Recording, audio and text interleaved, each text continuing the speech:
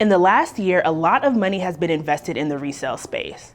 Trove raised $77.5 million, Vestiaire raised $209 million, and Etsy acquired Depop for $1.62 billion. Yes, that's billion with a B. So I wanted to know what all of this money might add up to in the next year, and what it would take for resale to make up a significant portion of the retail market. One of the main takeaways from my reporting is that reverse logistics is one of the biggest hurdles companies face when it comes to scaling resale.